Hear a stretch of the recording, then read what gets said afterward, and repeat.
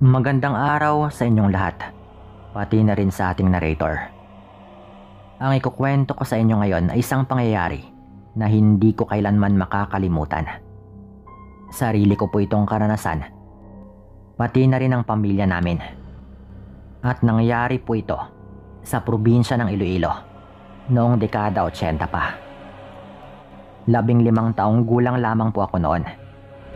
Meron akong ate na tawagin naman natin sa pangalang Maymay.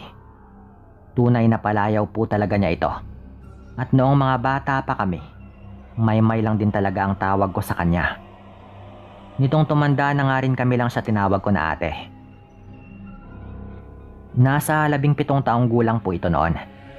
Maaga namang nawala yung aming ama dahil sa isang pangyayari. Isa po itong sundalo. At namatay po ito habang ginagampanan ng kanyang tungkulin.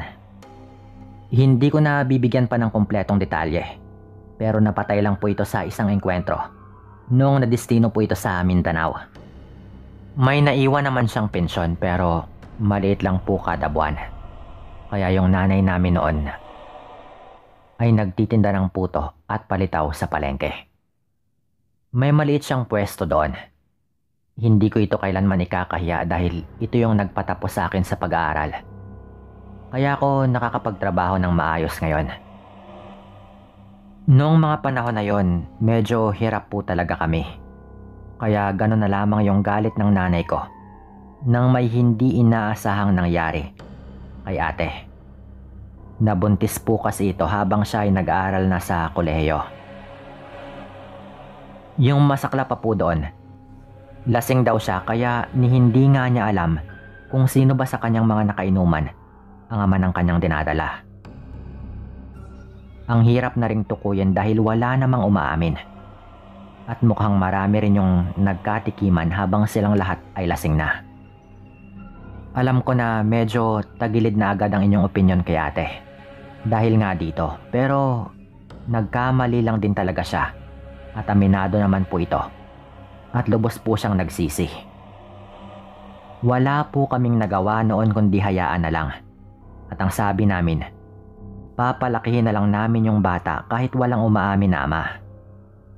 Tumigil na rin si ate sa pag-aaral noon syempre.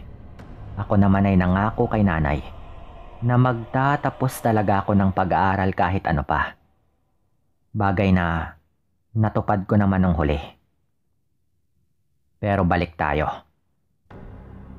Dahil nag-aaral nga ako at yung nanay naman ay madalas na nasa palengke o meron ding ibang mga raket para kumita. Kaya si ate madalas yung naiiwang mag-isa doon sa bahay namin. Kahit nung medyo malaki na nga rin talaga yung kanyang tiyan, ganun pa rin yung nangyayari. Pero hindi lang namin ito pinagtatrabaho ng mabibigat para mas maingat din. Lalo at unang pagbubuntis po ito ng ate ko. Madalas din po akong gabihin galing sa eskwela dahil sumasali po ako noon sa mga sports. Pero hindi naman lagi na ginagabi. Kapag wala kaming ensayo, maaga naman po akong nakakauwi. Yung nanay ko lang talaga yung mas madalas na ginagabi. Isang hapon, mga mag-alas 6 na rin po noon nung ako ay nakauwi sa bahay namin. Maaga na po yun kung tutuusin dahil hanggang alas 5 din po naman yung klase namin. Sa may likod ako ng bahay dumaan dahil tinignan ko lang sandali kung napakain na nga ba ni ate yung mga alaga naming manok. At nagawa naman po niya yon. Papasok na sana ako sa may pinto nang marinig kong parang merong nagsasalita sa loob na hindi pamilyar yung boses. Hindi kay nanay at mas lalong hindi kay ate. Dahil boses babae rin po yung aking naririnig pero parang boses matanda. Sino kaya yon? Tanong ko na lang sa sarili ko noon at agad na nga rin akong pumasok ng bahay. Pagkapasok ko, nadatnan ko po yung ate ko at yung isang matandang babae. Amoy langis po yung bahay nung pagpasok ko. At nakita kong hinihilot-hilot ng matanda ang tiyan ng ate ko. Magtatanong na sana ako kung sino yung matanda. Nang bigla naman po tong pinakilala ni ate. Lola, kapatid ko po pala. Galing po sa eskwela. Wika ni ate. At ipinaliwanag rin niya sa akin na nagpapahilot lamang siya ng kanyang tiyan dahil medyo humihilab. Sinabi rin niya na naglalako lang daw ng gulay yung matanda. Binili na lang daw ni ate yung natira para may gamitin kami sa pagluluto kinabukasan. Nang makita daw ng matanda na medyo dinaramdam na ni ate ang kanyang lumalaking tiyan sa kanyang pagbubuntis, inalok daw siya ng matanda na hihilutin siya nito dahil marunong daw manghilot yung matanda na iyon. Sinubukan nga raw ni ate at marunong nga raw talaga. Tinatawag ni ate na Lola Magda yung matanda na ito. Yan po talaga yung mismong pangalan ng matanda. Hindi ko na po ginamitan pa ng ibang pangalan para mas madali. Pangiti-ngiti lamang yung matanda noon nung pinakilala po ito sa akin ni ate. Habang nakabuhos naman ang kanyang atensyon sa marahang paghilot-hilot sa tiyan ng ate ko. Naupo lang ako doon habang nagbabasa ng aking takdang aralin. Napataas yung kilay ko bigla nung mag-alok yung matanda kay ate na kung pwede ba raw, siya na lang din yung magpaanak kay ate. Maging si ate ay nagulat rin po nang marinig niya yon. Hindi lang po kayo manghilot kundi kumadro na rin? Biglang tanong ni ate at ngumiti yung matanda at tumango. Kaya doon na nga rin ako nagsalita. Di ba ate, sabi ni nanay sa ospital ka manganganak para sigurado. Wika ko pa nga kay ate noon. Napatingin ng mabalasik sa akin yung matanda noon nung sabihin ko yon na talagang kinagulat ko. Saglit lamang yon pero nahuli ko talaga kung paano po nito akong tignan ng masama. Sa maikling sandali na yon. Papayag na sana yata yung ate ko noon na parang nawala na sa kanyang sarili. Pero agad po itong natauhan nung magsalita nga ako. Ay oo nga pala Lola. Napagkasunduan na rin po namin yung tungkol dito Doon din po ako nagpapa-check up sa ospital sa bayan kaya doon na lang din po ako manganganak. Isang sakayan lang naman po mula dito kaya okay lang din po. Wika pa ni ate noon. Dumidilim na rin po noon. Maya-maya pa, himalang dumating si nanay ng mas maaga sa kadalasang oras ng kanyang pag-uwi. Nakita ko yung pagtataka sa mukha ni nanay nang makitang hinihilot-hilot si ate ng isang matanda. Pero hindi po yon yung aking mas ikinabigla, kundi yung pagmamadaling umalis ng matanda nang makita nitong nakauwi na nga rin yung nanay ko. Hindi ko alam kung dahil naramdaman niyang hindi nagustuhan ni nanay ang kanyang inabutan. O baka may iba pa talagang dahilan yung matanda. O sige, ining mauuna na ako at dumidilim na rin. Wika pa ng matanda noon. Huwag kang mag-alala. Meron naman akong sundo, yung asawa ko. Diyan lang sa may bukana ng baryo ninyo yung usapan naming magkikita kami. Dagdag pa ng matanda. Doon ko nga nalaman na sa ibang baryo pala talaga nakatira yung matanda na ito. Sabay nagmamadali na po itong umalis. Ni hindi nga siya nagpaalam kay nanay. Lalo at masama na rin yung tingin ng nanay ko sa kanya. Nung wala na nga yung matanda, agad na pinagsabihan ni nanay yung ate ko. Ano ka ba naman? Kahit sino na lang yung pinapapasok mo sa bahay. Buntis ka pa naman. At nagpahilot ka pa talaga sa hindi mo naman kakilala. Wika pa ng nanay ko noon. Sumubok pa na magbigay ng rason si ate. Na kesyo, mabait naman daw yung matanda. At nagmamagandang loob lamang daw pero agad naman po itong sinupalpal ng nanay ko. Paano kung aswang yon? Hindi mo ba napapansin ang kanyang mga titig sa tiyan mo? At yung kanyang mata napakalikot din na parang meron talaga siyang tinatago. At bigla nga rin akong tinawag ni nanay. Ang sabi nito sa akin, Sundan ko raw yung matanda. Tignan ko raw kung saan pupunta at kung totoo nga ba na meron siyang sundo doon sa may bukana ng baryo namin. Pero kabilin-bili na ng nanay ko noon na wag akong lalapit. At kapag lumabas daw ng bukana ng baryo yung matanda, o kapag meron itong ibang daang tinahak, bumalik na lang daw ako agad at hayaan ko na. Sabi pa ng nanay ko. Tumango naman ako at medyo patakbo na ring umalis. Binilisan ko hanggang sa makita ko na nga rin sa unahan na naglalakad yung matanda. Diretso lang din yon, papunta sa may bukana ng baryo. Hindi pa naman ganun kadilim kaya okay lang din sa akin. Mga nasa 6:00 pa lang din po noon eh. Hanggang sa may kurbada po yung daan at natakpan po yung matanda ng mga talahiban na hindi ko na po yun nakita.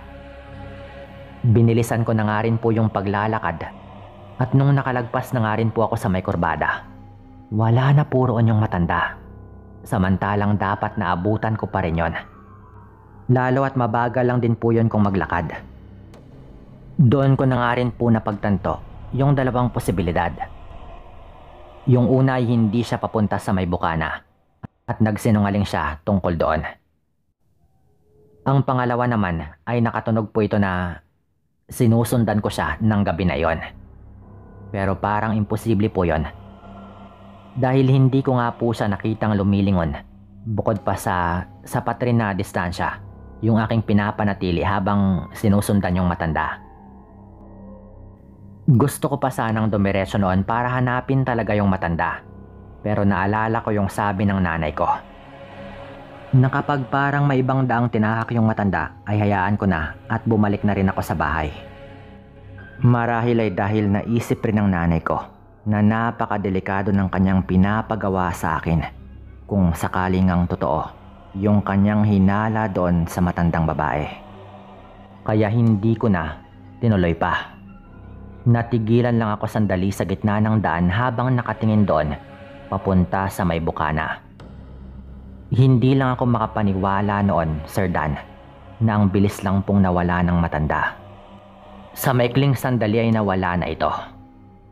Nung tumalikod na nga ako at babalik na sana sa bahay namin, siya namang gulat ko nung nasa likod ko na po yung matanda.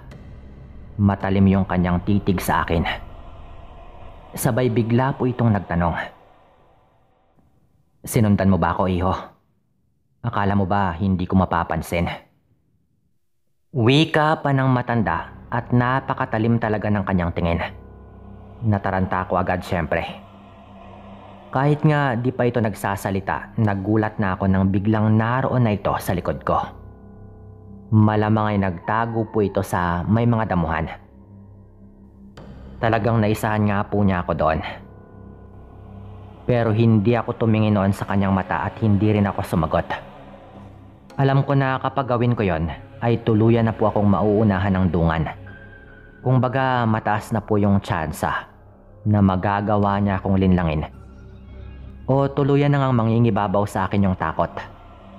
Ang ginawa ko ay naglakad lang ako ng diretso pabalik na parang hindi ko ito nakita.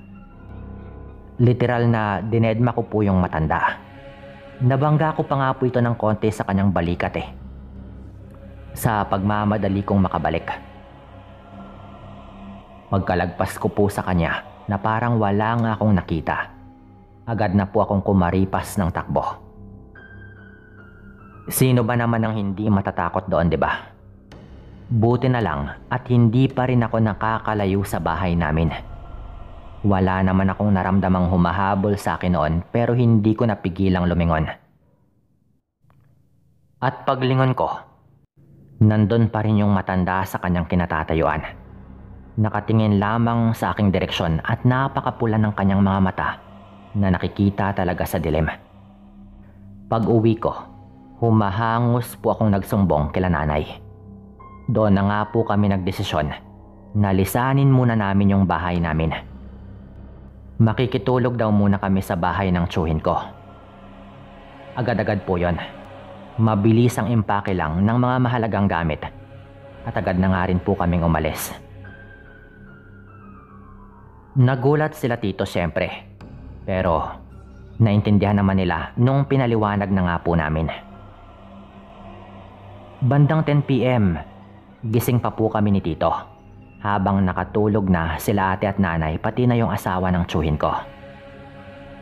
Nung bigla nga po kaming nakarinig ng parang huni ng baboy sa labas ng bahay. Siya na marahil yan. May paraan sila kaya alam ko na magagawa niya kayong sundan. Uwi ka agad ng tiyuhin ko noon. Sabay meron siyang kinuha sa kahon na isang baril. Gisingin mo yung ate mo. Baka magulat siya sa mga putok at makunan pa siya dahil dito. Sabihan mo sila na nandito na yung aswang at dito na muna sila sa may sala. Dagdag pa nga ng tito ko na agad ko na nga pong sinunod. Pagbalik ko po doon sa may kusina kung nasaan si tito, sinabihan po niya ako na isara yung pinto pagkatapos niyang lumabas. Doon na nga ako muling kinabahan ng malala. Mabilis na lumabas yung tiyuhin ko at tulad ng kanyang sabi, sinara ko nga agad yung pinto at nilak. Nakita ko yung anino ng tito ko na marahang naglakad papunta sa kabilang side ng bahay, sa may kwarto nila ate. Ang sabi po niya, doon daw yon marahil pupunta dahil naaamoy daw talaga ng aswang ang mga buntis. Lalo at paniguradong namarkahan na rin daw nito yung ate ko o yung kanyang dinadala. Napansin ko rin po noon na tumigil yung huni ng baboy na naririnig namin nung una. Hindi ko napigilang pumunta sa kabilang kwarto kung saan mula sa bintana makikita yung nasa labas ng kwarto kung saan kanina natutulog sila ate. Medyo letter L po kasi yung posisyon ng bahay nila tito. Ganon po yung disenyo. Kaya makikita ko talaga kapag doon ako sa kabilang kwarto. Pagsilip ko, hindi na po baboy yung nakita ko, kundi isang nilalang na napakahaba ng buhok at meron ding mahabang dila. Dahan-dahan po itong umaakyat sa dingding ng bahay. Pakiramdam ko po noon binabangungot ako. At halos sumigaw na rin po ako noon sa kaba. Lalo na nga rin nung nakita ko yung tiyuhin ko na lumabas rin mula doon. Sabay sumigaw po talaga ito dahil nabigla rin po yung tiyuhin ko. Doon na nga niya pinutukan. Napadapa na lang ako noon. 3 putok yata yung kanyang ginawa. Napakadelikado po noon. Lalo at kahit alam naman niyang walang tao doon sa kwartong yon, baka tamaan pa rin kaming nasa loob. Ang tanging narinig ko pagkatapos nun ay yung hiyaw ng nilalang. Talagang humiyaw po yon na umalingaw-ngaw sa paligid. Mukhang tinamaan po yon ng tito ko. Pero sigaw ng sigaw yung tito ko noon na tumakas daw yung aswang. At pagtakbo na po nito, yung sunod naming narinig na parang hinabol po nito. Pati nga po yung kapitbahay nila na si Manong Andrew, kamag-anak rin po namin, ay napatakbo din po doon dahil narinig daw niya ang mga putok. Pero lumipas yata ang mga 10 minuto at bumalik rin po yung tiyuhin ko. Galit na galit dahil hindi raw niya nahabol. Paglabas ko po, nakita ko na may bahid nga ng dugo doon banda sa may labas ng bahay. Tinamaan talaga ni tito. Pero masyado daw po yung mabilis kong kumilos na kahit meron ng tama ay nagawa pa ring makatakas. Grabe po yung takot namin sa nangyari. Kinabukasan, nabalitaan po namin na merong matandang babae daw na napatay dahil nabaril sa kanilang baryo. Nasa kabilang baryo po yon, kaya pinuntahan nga po namin ni tito. 2 lang po kami. At parang binuhusan po ako ng malamig na tubig nang makita yung bangkay ng naturang matanda.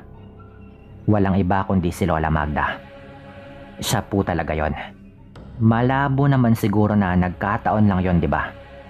Siya nga talaga yung aswang na pumunta sa bahay ng tiyuhin ko para biktimahin yung ate ko. Narinig pa nga namin ang mga kwentuhan ng ibang mga taga roon eh. Baka raw ng aswang ang matanda at nabaril. Ibig sabihin ay kalat na rin sa kanilang baryo Naaswa nga talaga yung matanda. Umuwi po kami noon na kumpirmado na nga po yung lahat. Pagkatapos po nun, hindi na kami ulit nakaramdam ng kung ano. Tinandaan na rin po ni ate na wag makikipag-usap o magtiwala sa hindi mo naman lubos na kilala. Lalo kung nagdadalang tao ka. Mahaba na rin po ito kaya dito ko na rin tatapusin. Maraming salamat po. At paalam.